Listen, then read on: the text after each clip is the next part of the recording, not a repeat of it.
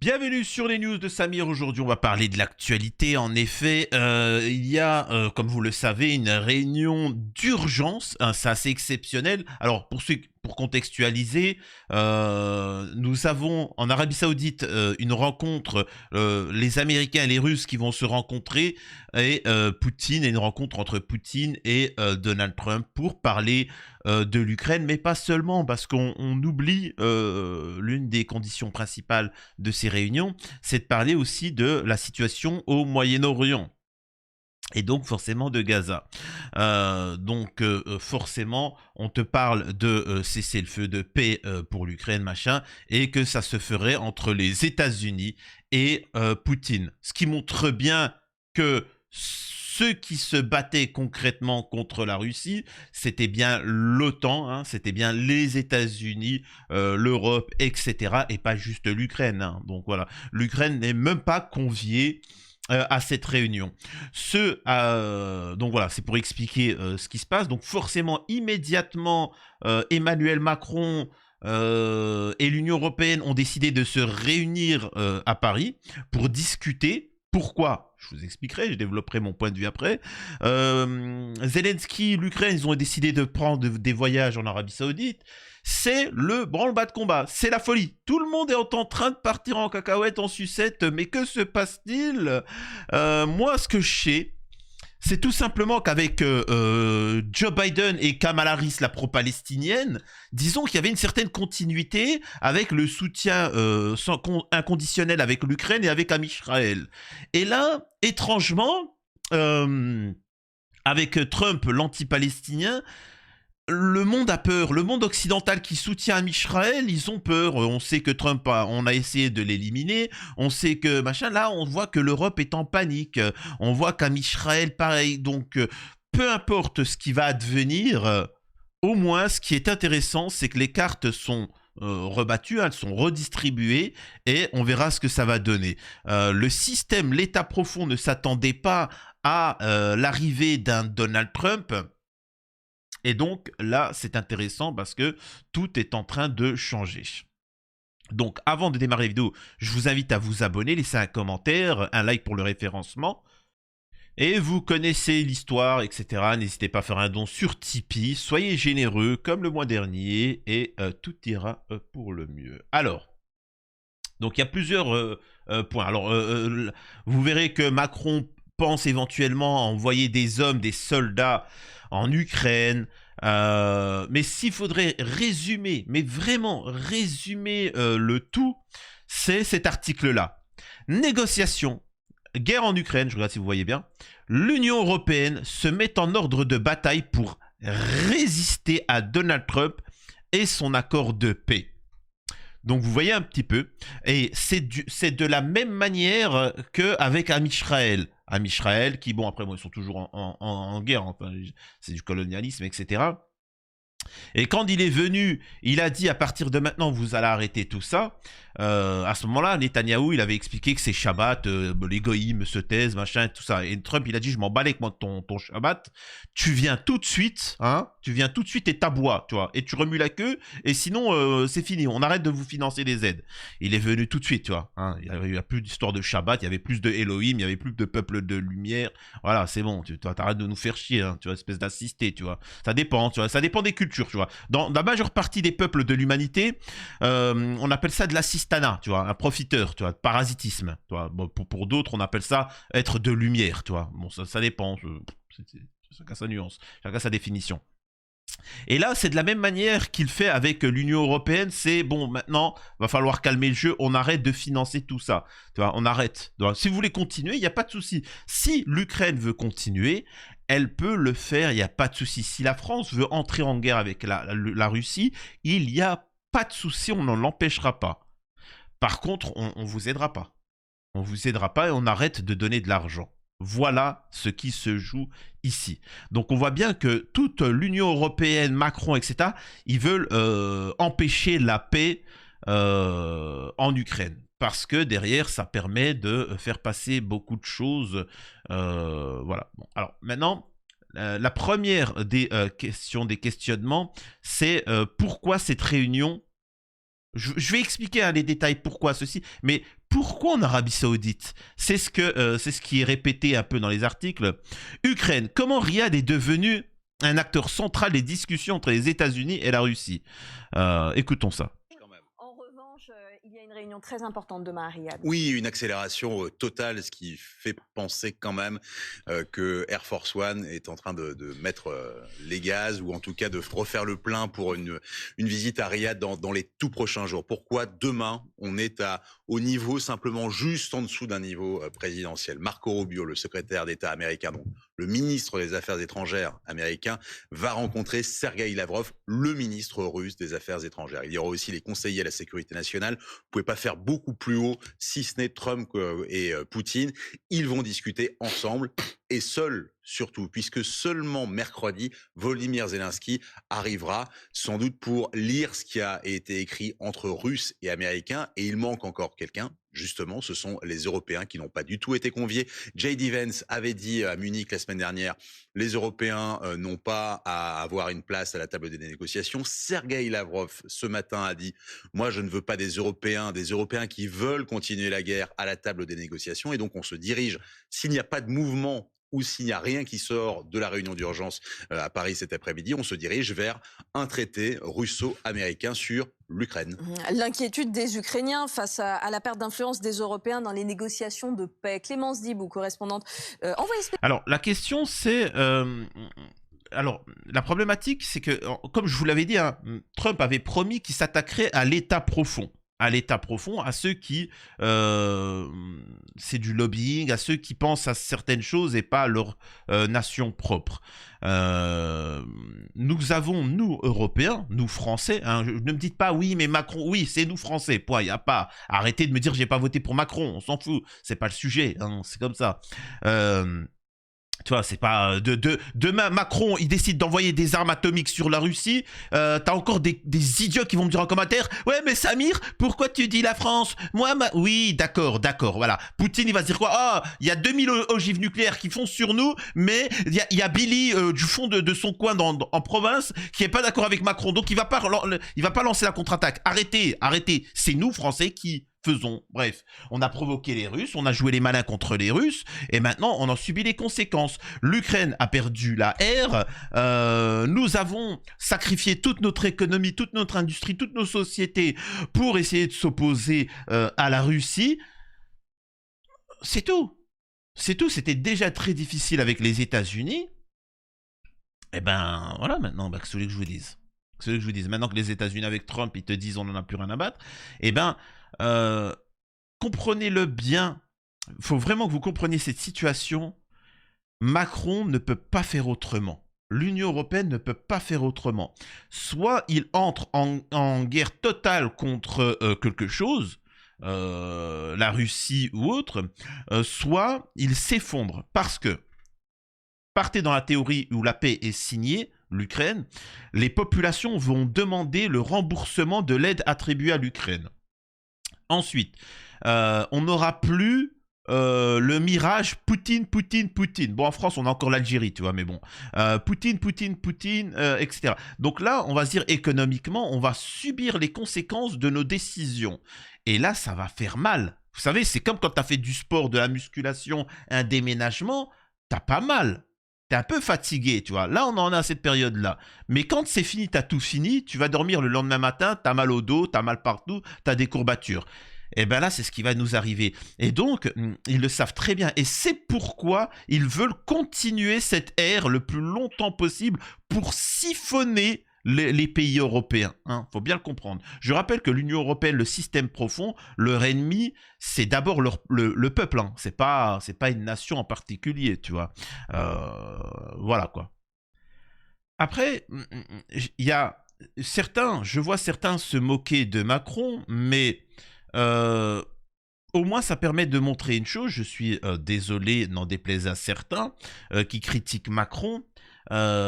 C'est juste que là, vous assistez à la réalité. C'est-à-dire que vous avez affaire à un individu, la France, l'Occident, l'Europe, etc., à des gens qui sont ultra endettés, comparé à des nations qui n'ont pas de dette, comme par exemple l'Algérie, et la France se moque. Ouais, moi, regarde, je vais dans tous les restaurants, etc. et ainsi de suite. Sauf que au moment où la banque dit c'est bon, on bloque toutes les cartes de crédit, le mec il peut plus payer, tu vois. Il peut plus payer, il peut plus faire le kéké et il est endetté jusqu'à l'os, tu vois. Alors que par exemple l'Algérie, bah, c'est une nation puissante, etc. C'est-à-dire que là, les gens se rendent compte de ce qu'est devenu notre nation. Hein, c'est pour ça que rien que tel qu'une bonne petite ère pour voilà. L'Europe envisage d'envoyer des troupes en Ukraine. Voilà. La France prête à réfléchir à envoyer des troupes européennes au Groenland, etc. Mais mec, quand t'as fait passer 7 ans de ton mandat à expliquer qu'une abaya était le plus grand danger pour la société française, tu as fait rire tout le monde. T'as fait rire tout le monde. Tu crois que les Russes, ils vont se dire quoi? Ils ont peur de quelqu'un qui a peur d'une robe? T'es fou, vous. Mais t'es un ouf. T'es un malade. Donc voilà, c'est tout. On nous demandait de prendre des douches froides pour lutter contre Poutine. On a vu ce qu'il a fait. Économiquement, c'est une catastrophe. C'est fini. La France, on est fini. Il y a vraiment que les étrangers qui pensent que la France c'est encore quelque chose. Non, on le voit bien, c'est fini. On est jusqu'au cou, tu vois. Et donc, c'est fini. C'est-à-dire que maintenant, le mirage, comment vous dire ça? Le mirage s'efface et maintenant il y a la réalité. Voilà. Et moi, ce que j'aimerais aussi faire, c'est que vous votiez tous pour Marine Le Pen pour les prochaines élections. Il faut absolument que le Rassemblement national arrive au pouvoir. Parce que tant que le Rassemblement national ne sera pas au pouvoir, il y aura toujours chez la population une pensée de oui, si elle passe au pouvoir, tout va changer. Machin. Je suis pressé qu'ils arrivent au pouvoir et qu'ils décident de s'opposer parce qu'ils ne feront que ça. Hein. Ils seront toujours en tension avec la Russie. On est isolé entre la Russie, Moscou, la Russie et les États-Unis. Et maintenant, il restera qu'une seule solution pour tous les partis politiques, c'est de s'opposer à l'Algérie. Donc, on l'a vu. Donc ça a fait des tweets, l'Algérie a décidé de couper tout leur business économique avec la France. C'est catastrophique, je crois que c'est plus de 12 milliards, c'est plus de dizaines de milliards de chiffres de business en moins pour la France de par les sanctions algériennes à l'encontre de la France. Tout ça pour avoir fait des tweets. Donc moi je suis pressé qu'ils arrivent au pouvoir et qu'ils viennent et qu'ils disent « Attention l'Algérie, vraiment !» on va vraiment on va couper Western Union. Ah, mais on a une économie, on vend du pétrole, on vend du gaz, on vend l'industrie, on vend des médicaments, on fait dans le bâtiment, on fait de l'électronique, etc. Mais de quoi ils nous parlent ces gens-là? Enfin, c'est pas méchant, mais l'Algérie n'attend pas sur moi pour leur faire des virements, surtout que ça n'existe pas. Ça n'existe pas. Donc ça va permettre de vous montrer que c'est fini. Et c'est pour ça que Macron il a peur, parce qu'une fois que la ère sera finie en Ukraine, on ne pourra plus vous dire ouais il y a ci, il y a cela. C'est fini, la réalité c'est on fait les comptes. On fait les comptes, on est dans la grosse demeure. Voilà. Donc votez pour Macron, votez pour Marine Le Pen, et à ce moment-là vous comprendrez que tout le système est pourri et que là il faudra le changer. Mais pour l'instant vous avez besoin encore de déguster, tu vois. Souvent, il a été question de Donald Trump, est-ce qu'il est sérieux ou pas quand il va lutter contre l'État profond? Et moi, je vous disais juste de regarder les actes. Je ne suis pas... si on parle sérieusement, je ne suis pas Trumpiste, je m'en fous de Donald Trump. Il est très bien pour les États-Unis. Maintenant, pour nous, c'est encore autre chose. Mais la règle que j'essaie de vous apprendre, c'est de faire attention aux oppositions contrôlées et de regarder les actes, pas forcément les paroles. Sinon, ça serait beaucoup trop simple. Et donc, là, il y a aussi cette réunion qu'on parle peu, c'est le fait de la réunion concernant Gaza. Par rapport à Israël, nous aurons une réunion à Riyad, en Arabie Saoudite, où nous avons les BRICS, la Russie, la Chine et tout ce qui s'ensuit, qui soutiennent la Palestine, la cause palestinienne, et nous avons le bloc occidental qui lutte contre la Palestine, hein, quoi qu'ils en disent, tu vois. Et là, avec Donald Trump, qu'est-ce que ça va donner? Je ne suis pas devin, moi, je me rends compte quand même qu'il y a une différence par rapport à Joe Biden et Kamala Harris, la pro-palestinienne. Et ça ne peut être que mieux. C'est-à-dire que quoi? C'est-à-dire que certains me disent, oui, mais Samir, peut-être que Donald Trump, il va faire quoi? Il va faire un géno? Il va faire un géno. Il y a déjà le géno. Il va coloniser. Ils sont déjà colonisés. Ils vont envoyer de l'argent à Israël. Ils ont déjà envoyé tout le budget des États-Unis. Quand il y avait des catastrophes naturelles aux États-Unis, ils disaient on n'a pas assez d'argent, faut donner à Israël. Ils vont envoyer des armes. Ils envoyaient tous les jours. Ils vont faire quoi de plus que Kamala Harris, la pro-palestinienne? Ils peuvent rien faire de plus. C'est ça l'avantage des Palestiniens. Tu peux pas faire plus. Tu peux rien faire de plus. Tu vois. Donc, ça peut être que positif pour eux, surtout que quand tu vois cet acharnement qu'ils ont voulu en voulant détruire la Palestine, ceci a effondré l'économie occidentale. Hein. Et Trump, c'est le seul qui s'est dit non. Et c'est pour ça qu'il est au pouvoir, c'est non, je ne peux pas accepter pour l'Ukraine et pour la Palestine et à Israël, je ne peux pas risquer l'avenir de mon pays. La France, nos dirigeants, il n'y a pas de souci. Alors qu'économiquement, on est en difficulté pour soutenir Israël et l'Ukraine, on le sait, hein, on le vit. Donald Trump est arrivé au pouvoir. Les Américains, c'est pas des Français, c'est pas des Allemands, c'est pas des tout ça. Ils ont dit non, on n'a rien à battre. Et c'est ce que les Français ne comprennent pas, surtout les pro-palestiniens, c'est que les Américains n'en ont rien à battre des Israéliens ou des Palestiniens. Eux, ce qu'ils sont en train de dire, c'est que on a toujours soutenu Israël, on soutient Israël, tout ce que tu veux. Maintenant, on n'a plus les moyens. On n'a plus les moyens. On arrête. Stop. Nous, on veut quelqu'un qui dise stop. On arrête d'envoyer de l'argent à l'Ukraine. On arrête d'envoyer de l'argent à Israël. C'est tout. Et les gens ne comprennent pas ça, tu vois, parce que pour eux, ils fonctionnent juste si tu lèves un drapeau palestinien, t'es pro-palestinien, si tu ne le fais pas, voilà. Alors qu'en Europe, nos dirigeants, eux, te disent, je m'en fous de détruire mon pays, ma nation, l'économie ad vitam aeternam, l'important, c'est un Israël. Donc c'est à vous de voir. Maintenant, c'est vous c'est vous le problème. C'est vous le problème. C'est de mettre au pouvoir un véritable souverainiste. Le problème, c'est qu'en France, il n'y en a pas vraiment, hein, malheureusement.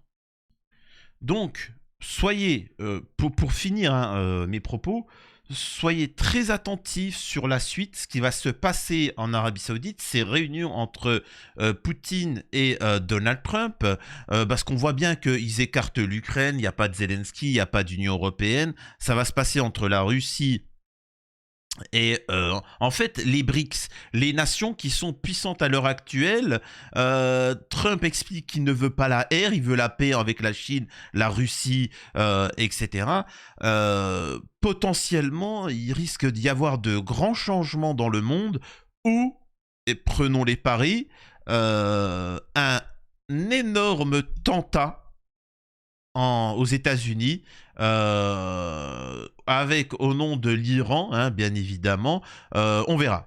Mais moi, je pense que on va essayer de saboter, comment on appelle ça? On va essayer de saboter les États-Unis. L'Europe va devoir agir d'une manière ou d'une autre en envoyant des soldats de force en Ukraine, etc., et que les Russes se défendent et machin, et ensuite on nous dit allez, tous les Français allez vous battre.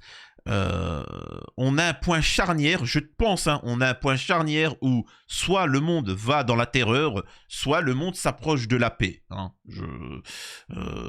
Moi, je pense qu'il s'approche de la paix et c'est pour ça que ça fait paniquer certaines entités qui se sentent supérieures et nous, on en subit les conséquences parce qu'encore une fois, on est des bénévoles. On continue à regarder les hommes politiques qui nous parlent de l'Algérie. Hein. C'est quand même assez cocasse. Cette vidéo était qu'une petite introduction sur toutes les vidéos qui vont suivre par rapport au sommet incroyable. Sachez-le, hein, le monde va changer avec ces sommets qui vont arriver. En bien ou en mal, on verra, mais sachez qu'il faut être attentif. Si vous êtes d'accord avec moi, si vous avez des théories, si vous pensez qu'il va se passer ceci ou cela par rapport à l'avenir de l'Europe, l'Ukraine, la Gaza, n'hésitez pas à les dire en commentaire, on verra qui avait raison au final. Des bisous à tous, n'hésitez pas à soutenir la chaîne.